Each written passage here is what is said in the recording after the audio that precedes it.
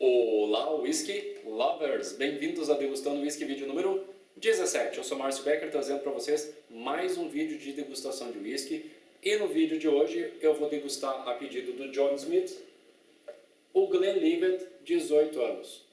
O John, pessoal, na verdade mandou uma lista de whiskies para serem avaliados, degustados, e eu vou começar pelo Glenlivet 18 anos. Certo, John? Glenlivet, pessoal, é uma marca que disputa diretamente com a Glenfiddich o topo de mercado dos single malts, tá? É uma marca conhecida, famosa, tradicional e que está presente no mercado brasileiro para nossa alegria, tá? Assim como nos outros vídeos de degustação de whisky, eu vou seguir mais ou menos na mesma linha, falar um pouco do Glenlivet, da destilaria, da história, passar para a avaliação do produto, para a degustação e, no fim, abordar um assunto mais técnico relacionado ao whisky, no caso de hoje, complexidade de whisky.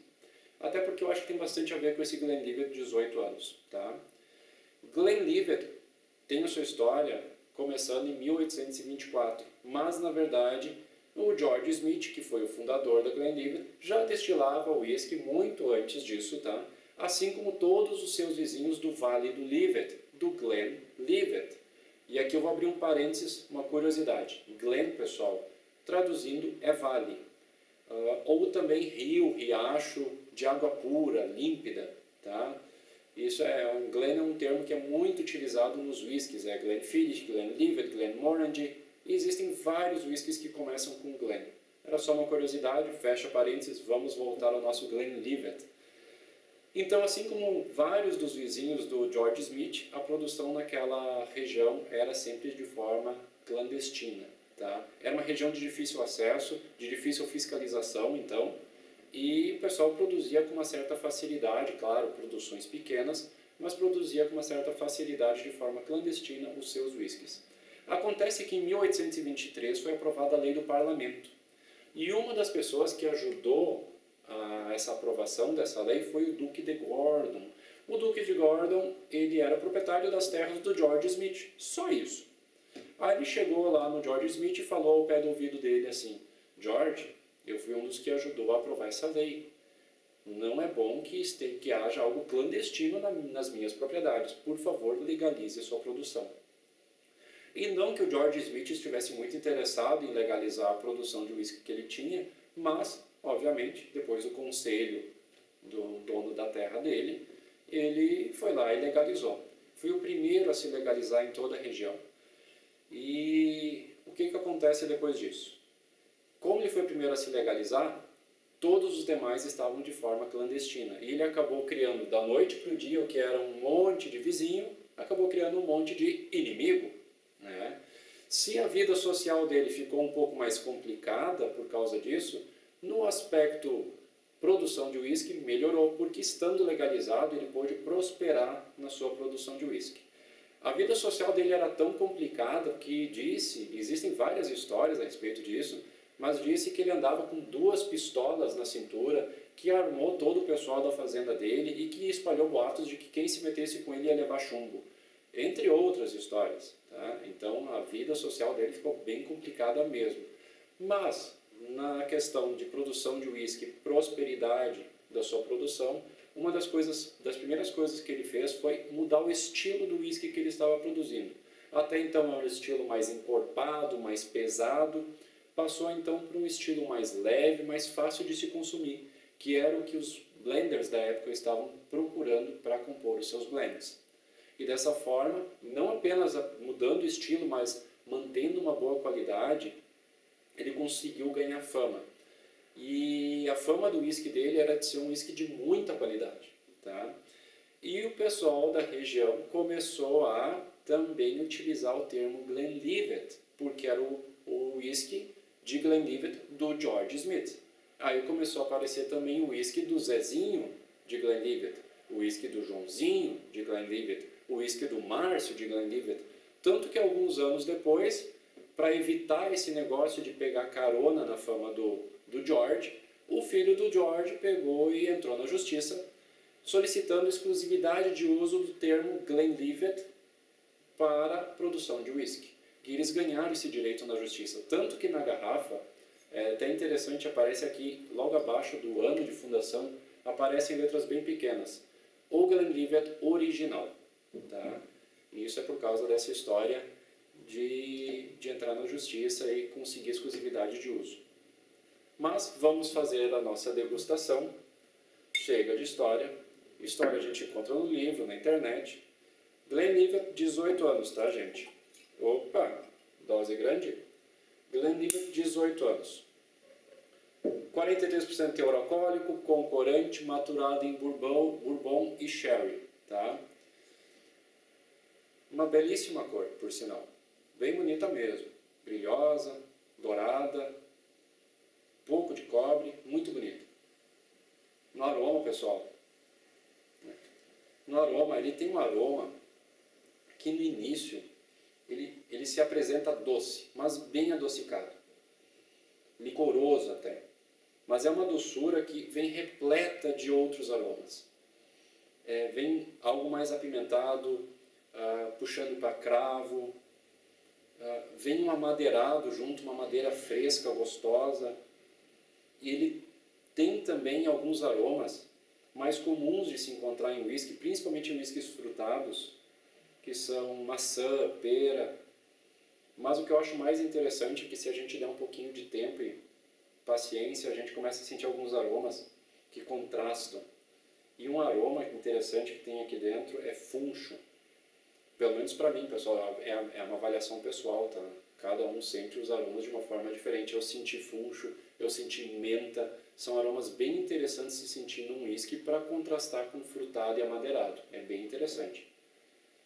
Tem também alguma coisa que lembra amêndoas, mas de uma forma geral, ele é adocicado. O que está presente o tempo todo nele é doçura. E alguns podem dizer que é uma doçura que lembra baunilha.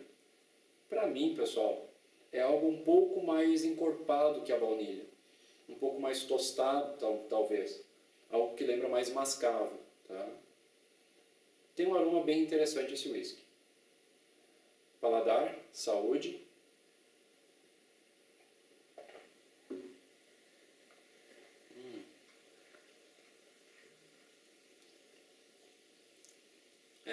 No paladar, gente, ele começa com um apimentadinho, com gengibre, com cravo.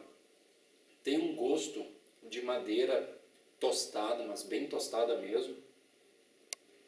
Tem uma doçura interessante, mas também tem notas oleosas, nozes, amêndoas, avelã, aquele chocolate que vem com pedacinhos de avelã, também lembra isso, tá? É um whisky que tem um corpo leve, com um pouco de oleosidade, não é muita, mas é um pouco, e é bastante suave, é bastante gostoso.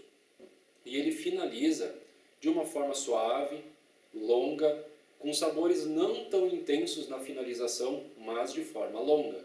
Uma coisa mais gentil, mais delicada, tá? Puxando mais para algo mais de avelã, com um pouco de madeira tostada, assim. Alguma coisa nesse aspecto, tá? É um whisky bem interessante. Com água, 43%, não precisa muita água. O engraçado desse whisky, pessoal, é que eles não falam nada se ele é filtrado a frio ou não. Mas pelo efeito que dá quando a gente adiciona água, parece que se ele é filtrado a frio, é muito pouco filtrado. Tá? O que para mim é muito bom. Com água ele fica menos doce, ele parece que perde um pouco o equilíbrio, tá? Ele puxa um pouco mais para uma coisa um pouco mais cítrica, mas lá pelas tantas ele me lembra uma indústria com grandes maquinários e graxa. É um aroma um pouco diferente, tá? Fica mais interessante sem a água na questão do aroma. No paladar,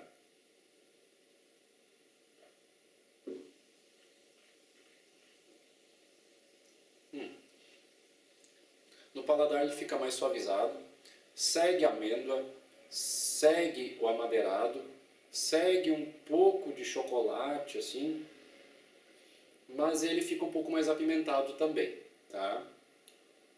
E ele finaliza mais ou menos da mesma forma, só que de uma forma um pouco mais seca, tá? Mais amadeirada, um pouco mais apimentada, e era isso. Minha nota para esse whisky, pessoal, 85 de 100. É um whisky muito bom, é um whisky que tem vários tipos de sabores. A gente sente frutado, a gente sente plantas, a gente sente amadeirado, adocicado, um pouco de amargor. Ele tem uma complexidade bem interessante, sem ser muito complexo, tá? E é nesse aspecto que eu queria chegar. Quando a gente avalia o whisky, e principalmente quem está começando, ouve muito falar sobre complexidade de whisky. Ah, se o whisky é complexo, se não é complexo, será que é complexo? Será que é bom ser complexo? Será que não é bom ser complexo?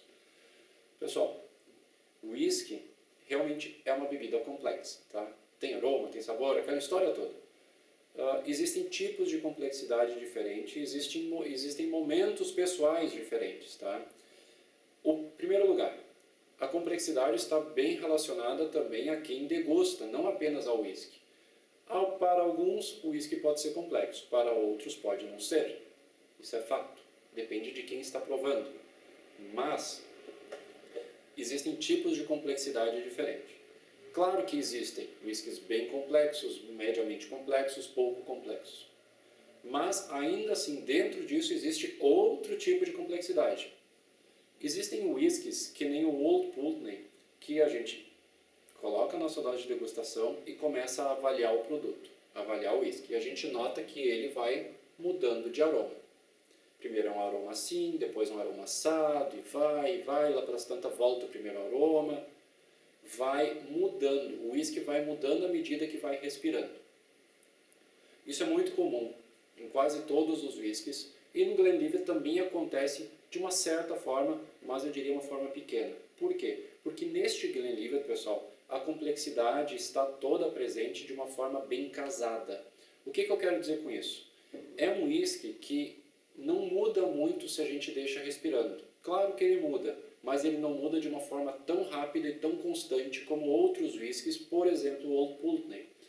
Se a gente comparar o Old Pulteney com o Glenlivet, a gente vai notar que o Glenlivet ele possui vários aromas, frutados, amadeirados, de amêndoas, coisas oleosas, florais, todos estão ali presentes ao mesmo tempo, tá? Se a gente sentir agora, a gente sente um aroma de amêndoa, tá bom, mas a gente vai perceber que ele já estava ali antes. Enquanto que no Old Pulteney, talvez a gente sinta amêndoa agora, ele daqui a pouco não sinta novamente. Passou. No Glenlivet não. No Glenlivet estão todos os aromas presentes, bem casados, bem trabalhados, eles estão de certa forma unidos, liberando-se de forma uniforme. É uma complexidade diferente. Para alguns, esse tipo de complexidade é um pouco chata, porque a gente chega aqui, nossa, estou sentindo um monte de coisa, mas não sei o que é, porque está tudo misturado. Aí é um pouco mais complicada a avaliação nesse tipo de complexidade, mas nem por isso uma complexidade negativa. Eu diria até que é positiva, tá? Pessoal, complexidade depende muito do gosto pessoal. Tem gente que gosta de whisky complexo, tem gente que não gosta. Tem gente que diz que o whisky, para ser complexo, tem que ser muito maturado, muito envelhecido.